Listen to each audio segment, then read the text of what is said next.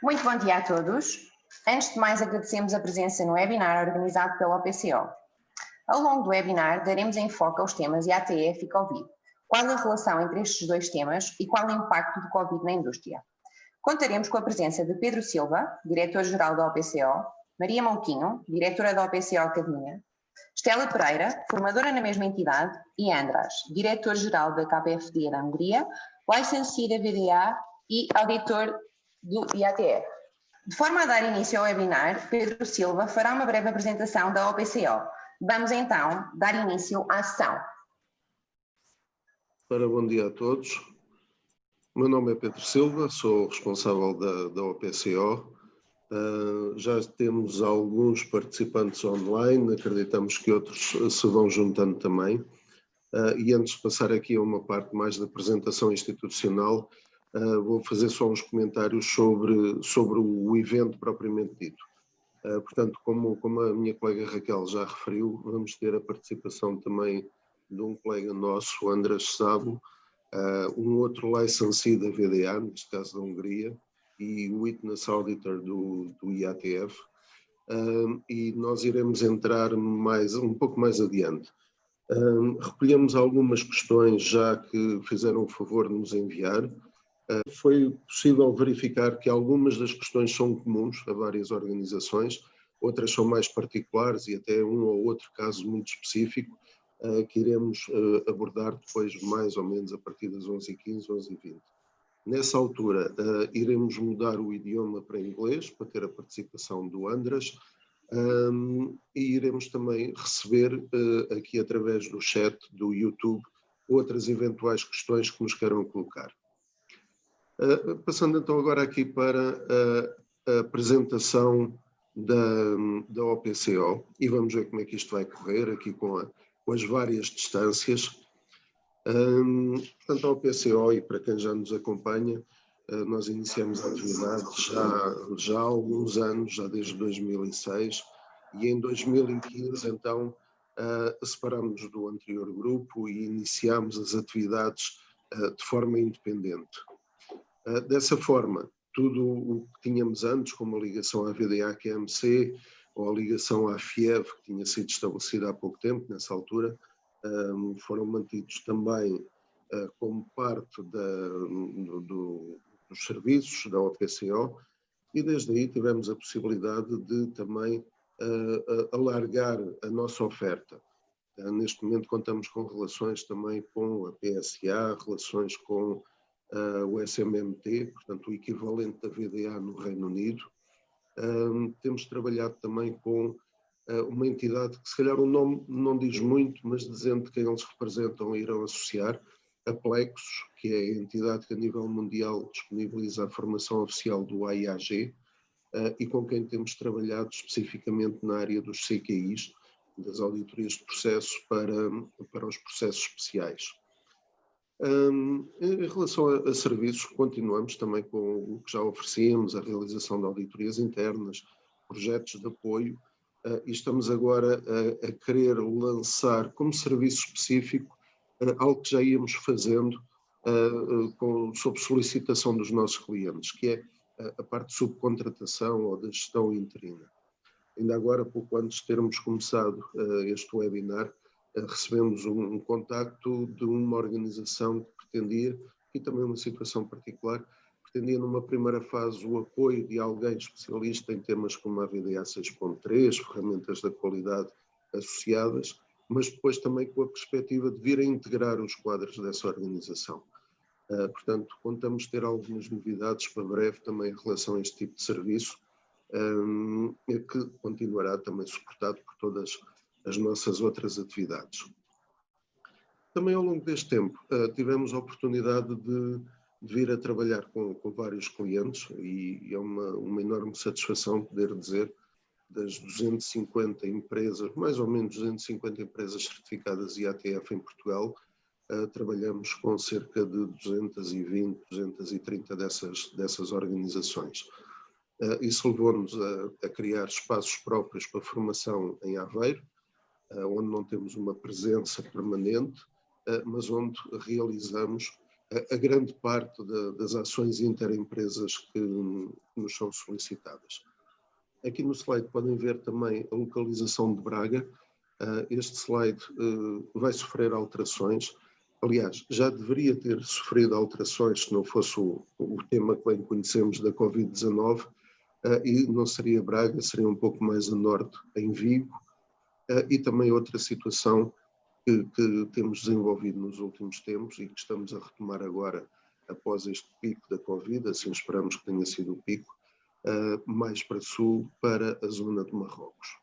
Portanto, todas essas atividades, as atividades que fui referindo, têm vindo a ser desenvolvidas, seja em ações interempresas, seja em projetos específicos, e felizmente também não só aqui em Portugal, não só em Espanha e em Marrocos, onde, por exemplo, fomos nomeados como parceiros oficiais da ODET International para o que diz respeito à formação na avaliação logística MMOG, para Portugal, Espanha e Marrocos, e tivemos também já a oportunidade de acompanhar os nossos clientes por vários países da Europa, e não só da Europa, mas também, como se mostra no slide, para zonas desde o Norte da África, Marrocos, Tunísia, Brasil, também México, onde temos alguma atividade regular também, e realização de serviços depois também para outros países, como a África do Sul.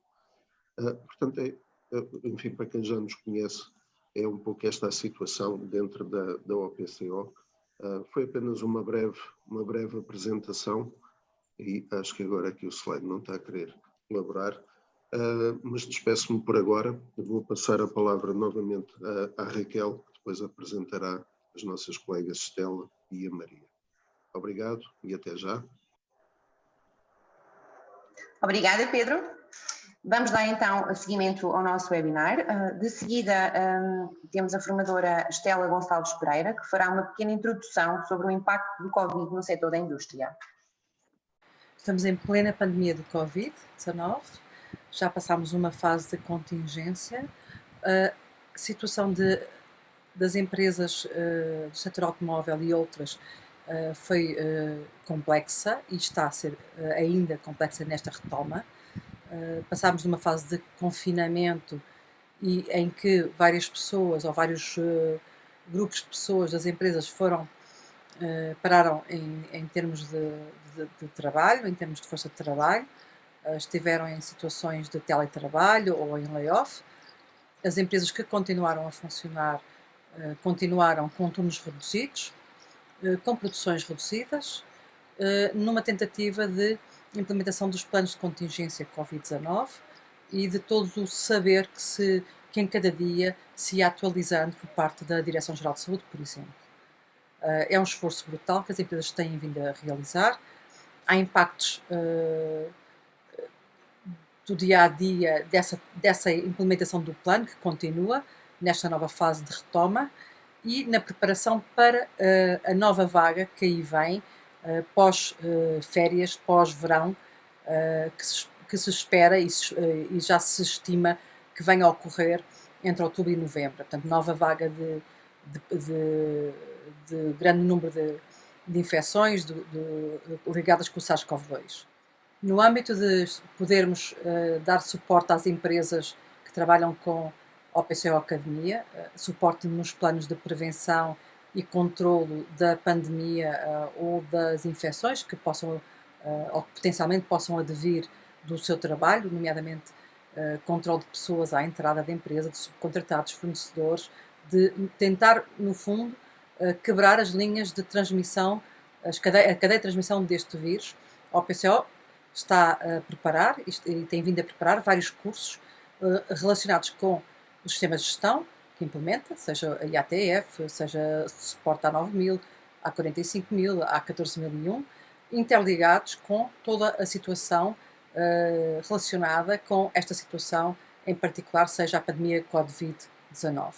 Ou seja, a OPCO tem toda a preparação técnica de competência dos seus formadores e consultores para poder providenciar às empresas com que trabalha, aos seus clientes, um apoio extra, um apoio adicional a toda esta situação que está neste momento a ocorrer, conectada com os sistemas de gestão que se implementam. Portanto, seguindo um PDCA, como diria, contínua, implementado segundo os requisitos das normas ISO ou IATF, seja da qualidade, do ambiente, da segurança e saúde no trabalho, e com isso ajudar as empresas na questão da prevenção e controle de potenciais contaminações de colaboradores,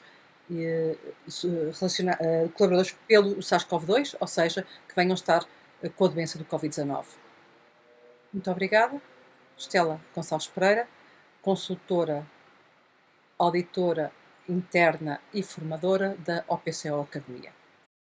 Então, agora vamos dar a voz a Maria Mouquinho, diretora da OPCO Academia, que abordará a incerteza económica e social sentida pelas organizações em momentos de pandemia e quais as soluções que a entidade OPCO pode oferecer. Bom dia a todos. Neste momento de incerteza económica e social, originado pela pandemia do vírus Covid-19, as organizações deparam-se com várias questões que terão que ser solucionadas, se adaptando-se a novas formas de trabalho para permanecerem competitivas. Este vírus colocou, de facto, às organizações um desafio muito exigente. O desafio de criar estratégias de adaptação, redução e até a suspensão temporária da atividade, ajustando-se à realidade vigente sem deixar de cuidar dos seus colaboradores. Mais do que nunca, a OPCO desempenha um papel fundamental no apoio às empresas, nesta circunstância excepcional, ajudando as organizações a gerir a situação, quer mantenham atividade presencial, quer estejam em teletrabalho, ajudando a assegurar a segurança e o bem-estar de todos a curto e a médio prazo. As empresas têm que continuar, efetivamente, a estimular a motivação dos seus colaboradores e a corresponder às suas expectativas, tentando minimizar os seus receios. Por isso, recomendamos a contínua aposta no desenvolvimento e é nisso que estamos a trabalhar em conjunto com as empresas. Quais são, então, as nossas recomendações em termos de práticas estratégicas da gestão de pessoas e o que é que temos estado a propor e continuamos a propor também para todo este universo, que é que usem as oportunidades de formação como instrumentos estratégicos na gestão de recursos humanos neste contexto de crise, que explorem os planos de formação definidos e os ajustem às necessidades e às ofertas, oportunidades existentes no mercado e aos recursos internos, aos seus recursos internos, que antecipem necessidades de formação em áreas emergentes, que motivem e incentivem também os colaboradores a participarem em ações de formação, proporcionando, como é evidente, as condições necessárias, explorando também as nossas diferentes ofertas e potencialidades de formação à distância. Propomos também, recomendamos também que estabeleçam uma relação ou uma ligação clara e objetiva entre a formação e o futuro pós-Covid-19, promovendo o aumento do sentido de realização e oportunidade de qualificação e aperfeiçoamento profissional, numa perspectiva de continuidade e de planeamento a longo prazo, e não apenas como medidas de reação e impacto ou de redução do impacto. E onde mais podemos contribuir? Temos algumas soluções para as empresas que querem continuar a apostar neste desenvolvimento e neste aperfeiçoamento dos trabalhadores sem que isso impacte com a sua situação económica e o seu budget. Com ações aplicáveis a organizações com ou sem layoff. Temos também soluções para as empresas que necessitam de recursos humanos pontuais com competências a nível de engenharia, processos e projetos. Ministramos também e desenvolvemos também à medida formações que podem contribuir para gerir o absentismo, validar o retorno da formação, coaching, mind mapping, mentoring, entre outras ações que podem ajudar neste momento as empresas a minimizar o impacto desta pandemia nos seus recursos humanos e a gerir também os seus talentos de forma eficaz. Há que começar então a preparar o futuro e o PCO é o seu parceiro de excelência. Muito obrigada. De seguida vamos então dar a entrada a András e Pedro Silva, que darão o seu ponto de vista face à influência do Covid nos países em que se encontram, neste caso Hungria e Portugal. Esta será uma parte passada em inglês, mas esperamos que continuem por aí. I will change now to English, also to welcome Andres, our colleague, also a VDA licensee, in this case in Hungary, not only in Hungary, but in the Balkans region, also to Serbia, Montenegro, and Bosnia, and the other countries around. And to thank him to take part, not only as a VDA licensee, but also as a witness auditor for the IATF. And so we will now use some of the questions that people have sent us to enter here in the debate regarding what can be done by the organizations. Also to let you know, and taking the advantage that Andres is here, that this webinar is also a dry run, let's say, a test for the Automotive Summit that we have planned for October. So for that summit, we have been talking with Andres and also with other partners over the VDA community and also outside that, so that summit will be done online and can join experts from several regions. So going now for the questions, I would start with two of them that combine most of the comments from the organizations. And the first one, and I would pass the word to Andres, is regarding contingency plans. So situations like what can be considered for the contingency plans, the link from the contingency plans to the restart, or using the IATF wording, the verifications after, in this case, unplanned shutdown, what type of impacts that can be from quality point of view, financial point of view, customer supplier point of view. So what can be the expected by the auditors, and more important than that, what should the organizations take in consideration, mainly having in consideration that this pandemic is not yet over. Andres, what would you comment on this? Okay, thank you, Pedro. Just one comment at the beginning. First of all, thank you very much for being here. Even if I am an IATF witness auditor, I am an external resource, so it's important to highlight that I don't represent IATF. Yes, of course. It's important. Okay, so what is about the contingency planning? Well, contingency planning is a kind of risk analysis, and based on the result of this risk analysis, you have to define the appropriate countermeasures. And this situation is quite strange for everybody, because normally, if we are speaking about risk analysis, even if it is company level risk analysis or a product or process level risk analysis, normally we consider points, happenings, possible problems, what we can imagine. And in this case, I would say nobody could imagine such a pandemic situation what we have now with COVID-19. But anyway, the standard requires that you have to prepare, the organization has to prepare contingency plans, and you have to consider all aspects which could actually cause possible problems, disruptions at your customers, and so on. And the standard refers also to labor shortages and so on, which is actually which could be a situation what we have right now. The standard also requires that you have to consider your supply base and evaluate possible problems which could disrupt your production, and therefore you can disrupt your customers' production and so on. So if we can manage this situation, or if we could be prepared for this situation, what we have now, I would say my personal opinion is that it is very hard to say yes, because the standard considers more, I would say, normal happenings what we had in the past. If there is a fire and some critical machines break down or something like that, or if there is even if there is a virus or a bacteria or would say the normal flu what we have year to year, this is something what we can consider where we have experience, where we could plan countermeasures.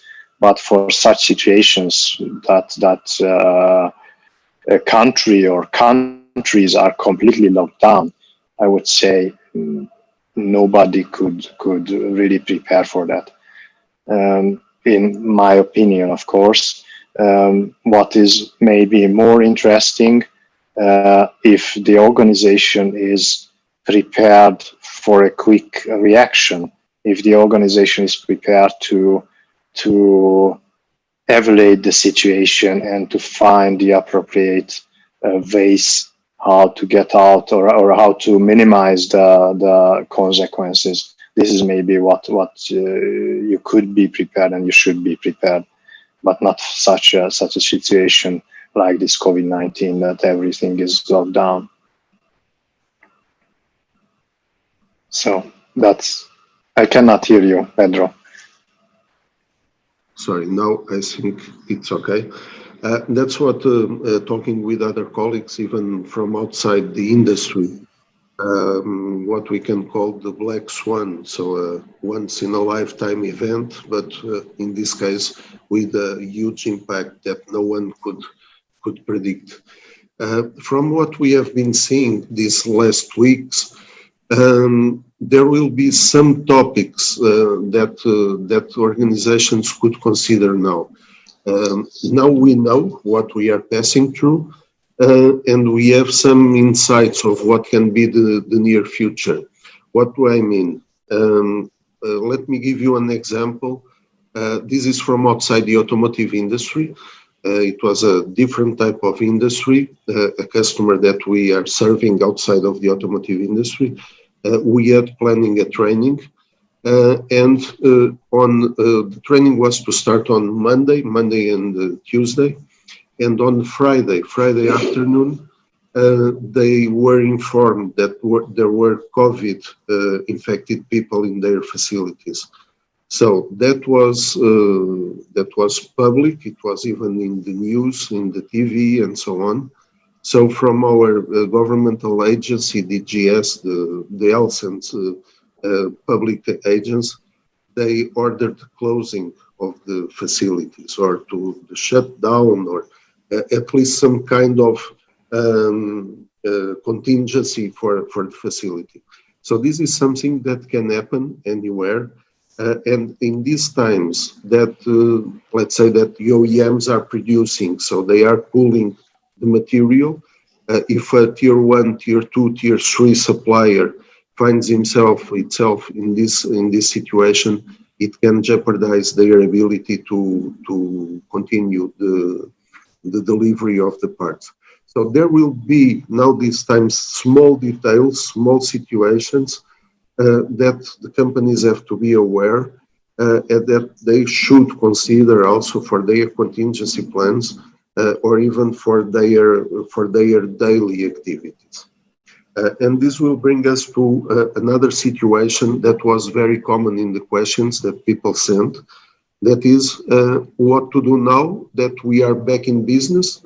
We have lower requests. We can see situations with 20% lower demand on material, situations like that, but companies are working. So we have maintenance plans that were not performed because the machines were stopped. We had calibrations that were not performed because the labs and the technicians were also in home working and they could not go to the labs or to the facilities to perform the calibrations. We have internal audits that were not performed. We have management reviews that were done before all of these, and now companies will be audited. And what the IATF asks is if there is changes to increase the frequency of the management review. So the question now is, what to do to restart all of these activities and what situations should be addressed to avoid, first of all, problems in the companies, but also to avoid non-conformities in audits. Anyways. Okay, thank you. First, I would respond to your comments regarding to the contingency plan, because this is a very good example what you explained, and actually this is also a requirement of the standard that you have to review and re-evaluate the contingency plan time to time, at least annually. But now I think this is one of the first tasks to review the existing contingency plan, because now we have a lot of information what we just learned and what we can consider now. And such an information is quite important is communication, internal and external communications, and how you will react or how you would react if somebody would be infected in your organization. This is a quite interesting and important question. Regarding to the other topics, what we should do and how we can restart the organization. The first question is what you mentioned, how we can actually decide what machines we will maintain or repair, what equipment we will let calibrated and so on. I would refer to the risk analysis, because this is a basic at ISO 9001 and also at IETF 16949. So you have to make a risk analysis, and you have to evaluate what are the possible consequences if you postpone a planned maintenance, or if it is already obsolete. What are the possible consequences if you postpone a calibration or something like that? And based on this risk analysis, you can prioritize and you can say, okay, this is what we have to do. It's not a question we cannot postpone. Maybe this and this we can postpone 2 weeks, 2 months, or whatever. This is actually a quite common problem that now at the restart, when the organizations restart the production, actually all the maintenance departments, measuring equipment departments are overloaded, because they should do now a lot of obsolete tasks, and also the external laboratories are overloaded, who should now do a lot of things what they didn't do in the previous months. So, and that's an additional resource problem what you have to consider. But from the auditing and auditor point of view, I think if there is a sound, traceable risk analysis and the plan thereafter how you will do it, then this is something what you can protect. Of course, in some cases you need to involve your customer in the risk analysis, or as a result of the risk analysis, you have to inform them that there are such I wouldn't say problems, but at least possible problems or open points, but you are working on them. And then if you can provide evidence that you made a risk analysis, that you evaluated all aspects and so on, and you consider the possible consequences, then it should be okay. Exactly. I've seen also some interesting cases.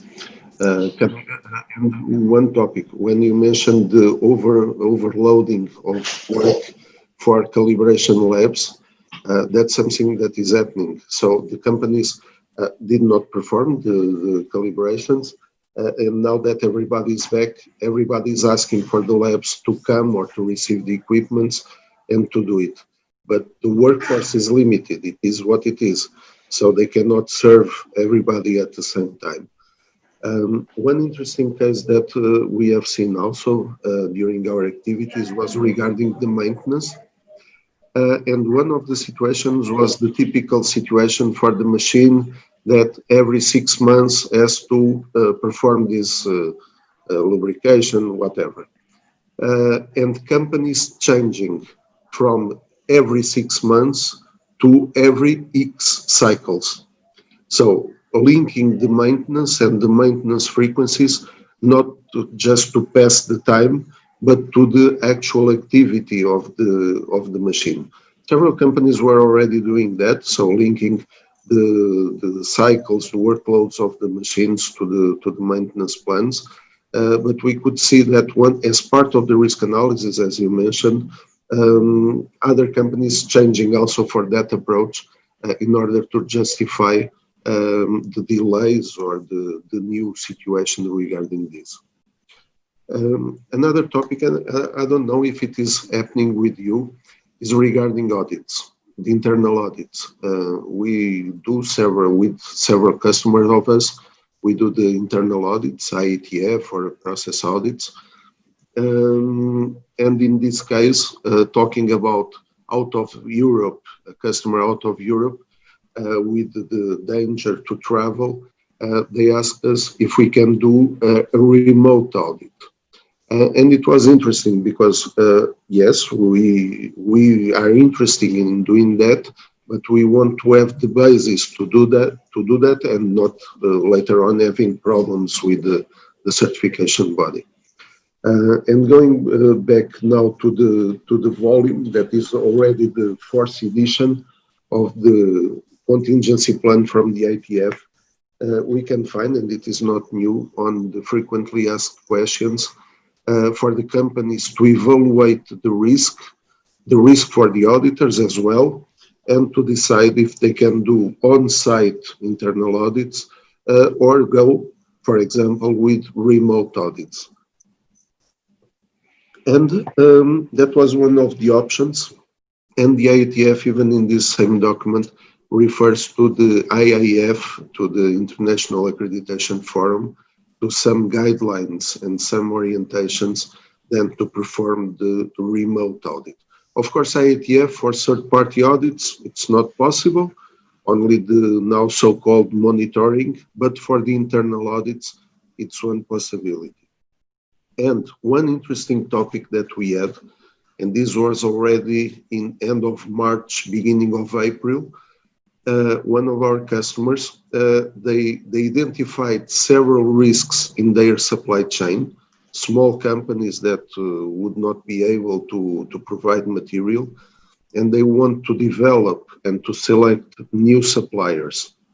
And even we approached the VDA, of course, like you mentioned before, this is not a binding declaration, this is not official, but also to audit suppliers. VDA said that that was a relation between the customer and the supplier. Of course, and we had some colleagues, Paul Hardiman, that I think you also know him, is very active also in LinkedIn, on IETF groups, establishing some rules to do the remote audits. We need to take care, for instance, when auditing production, but for that case, we can have a co-auditor on site and to support the audit also on site for those specific situations. Okay, so continuing here, now the situations more specific, and this situation with the suppliers is also one of the questions. Risk analysis for the suppliers. What can we say about that?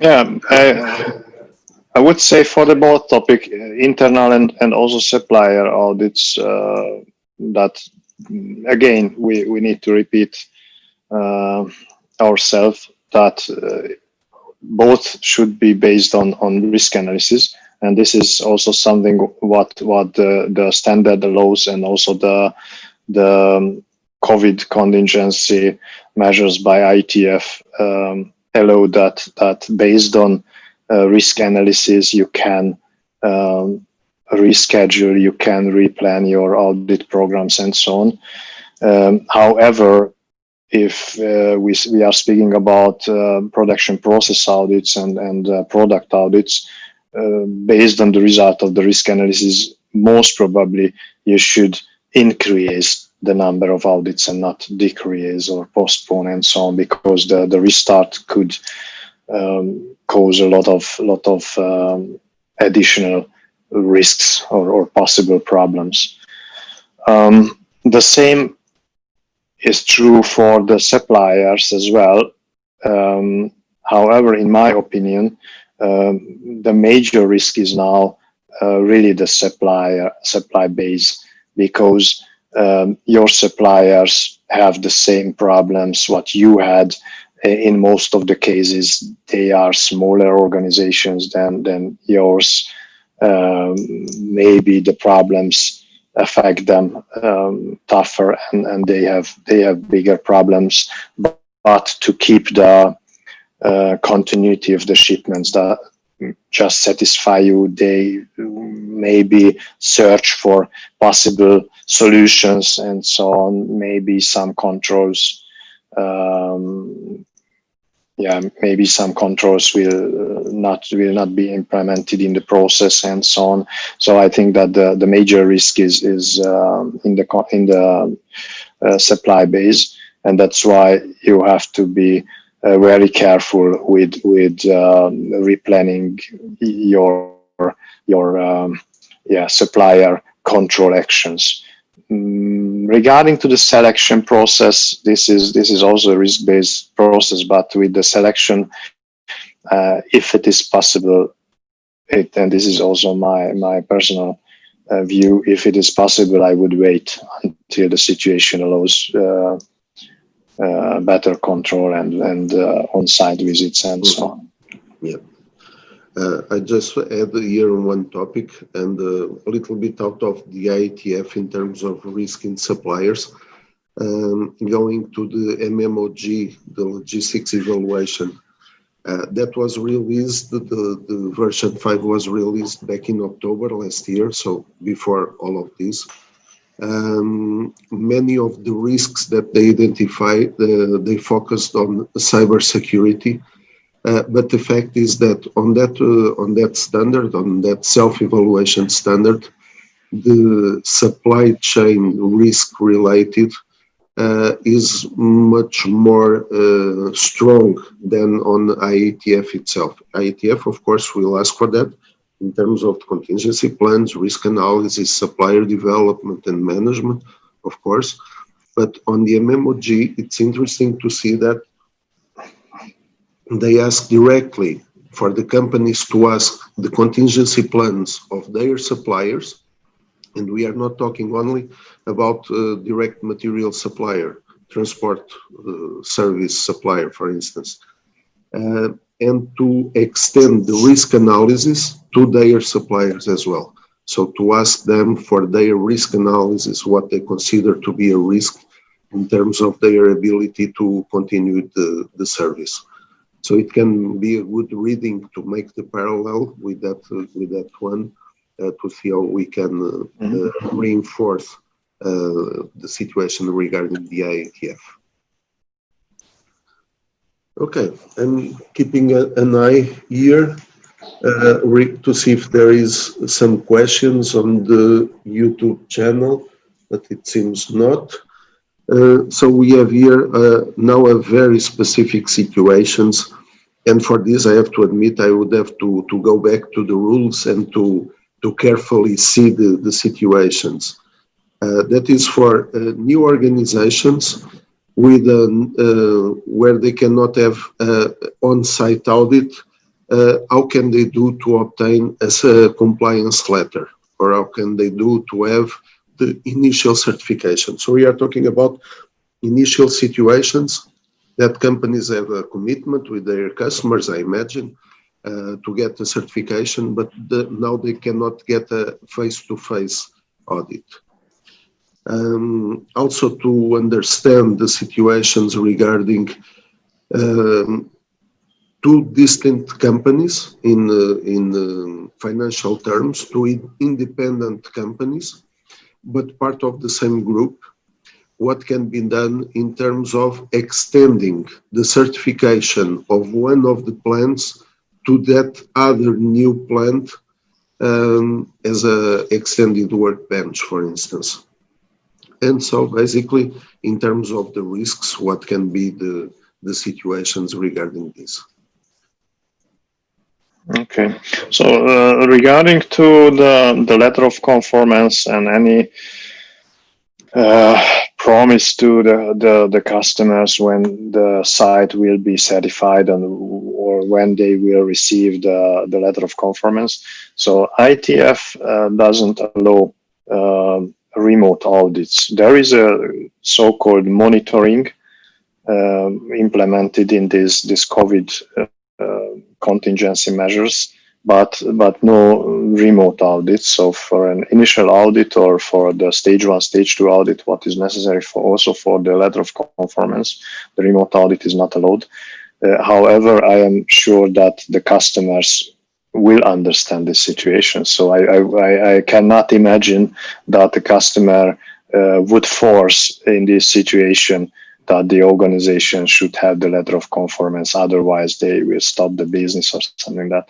So this is something what I don't really see critical from my point of view.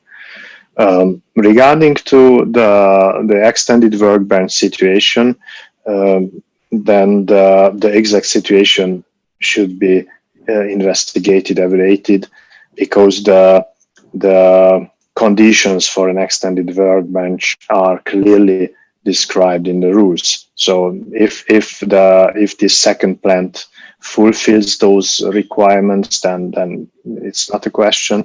If they don't, then it is not possible. I didn't say, but I also spent 15 years as an IETF auditor or TS auditor in the past. I have seen several companies with extended workbenches, and also I have seen some companies where they tried to sell the situation as extended workbenches, but they were not. I would say that the rules are clear.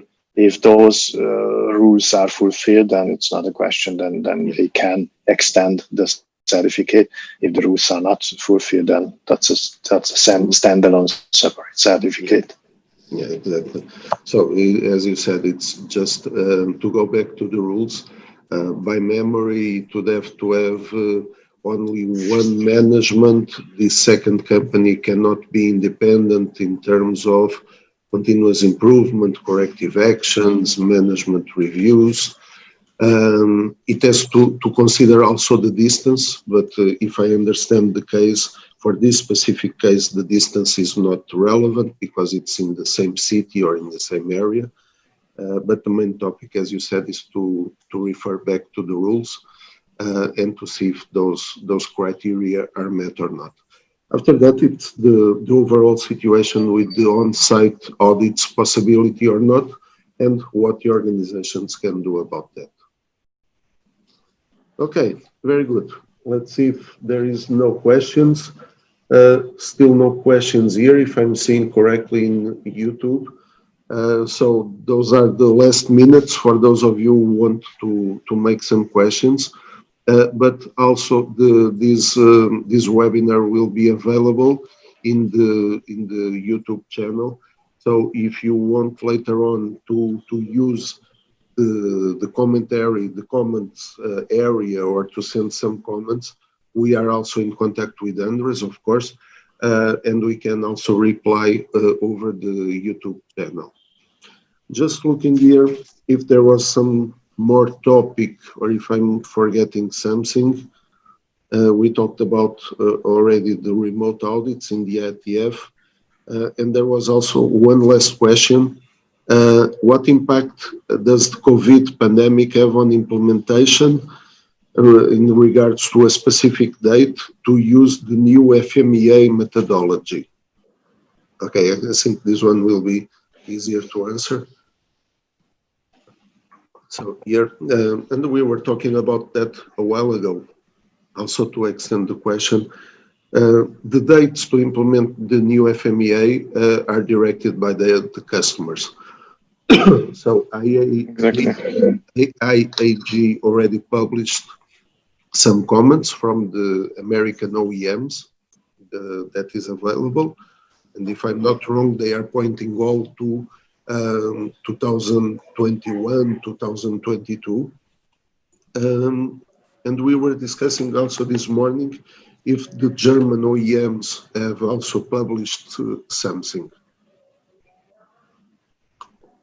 Do you know, Andres? I think Mercedes already published it. Yes, Mercedes has it in the Mercedes-Benz Special Terms 2020, and but what is important that it is it is mandated only for the new projects, so you don't need to go back and change all of your FMEs and so on.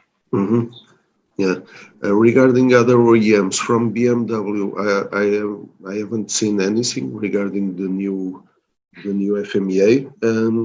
From VW, officially or written, also not, but in contact with some VW former colleagues, they are advising for the suppliers to take the opportunities, as you said, with the new projects or with major engineering changes, to take the opportunity to start implementing the new method. And after all, VW was already asking for the VDA 4 for the FMEA, according to VDA before. So it's a recommendation. And I think it's a good recommendation, because even for those of you listening that are worried with audits, if we start now, we will be, or you will be the first ones to start implementing. So you can set up the standard for that and start earlier when there is still not fixed rules or fixed situations. So the first ones to implement will get the advantage and will get the implementation in a more robust way later on. Yeah. So, Andres, any last comments you'd like to add?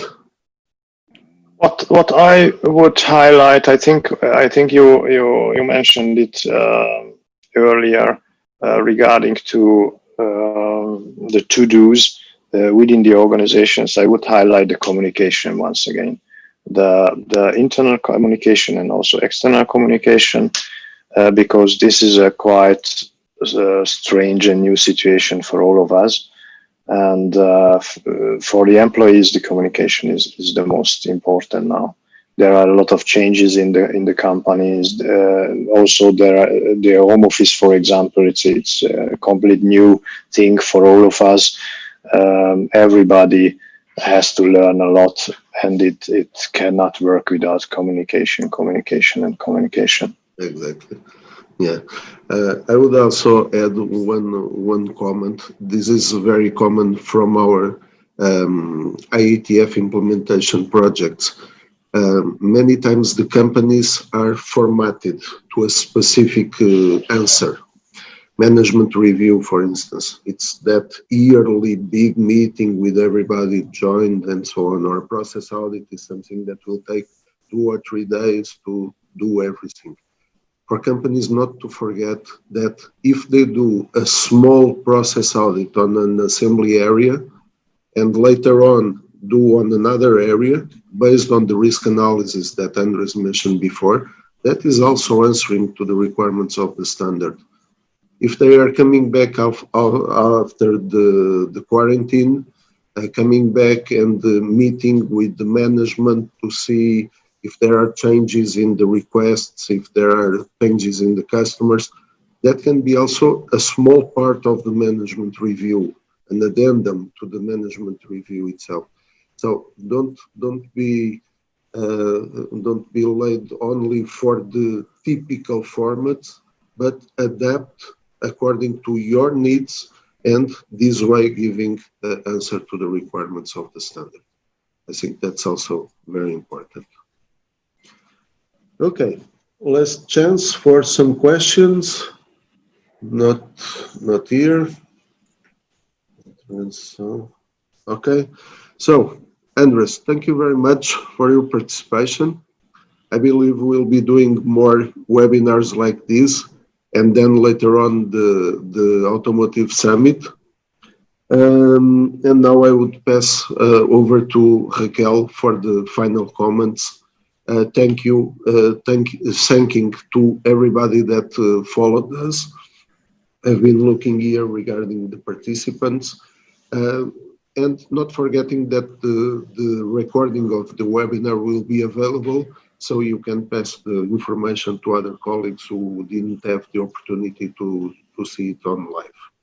Thank you very much, everybody. Thank you. Thank you very much.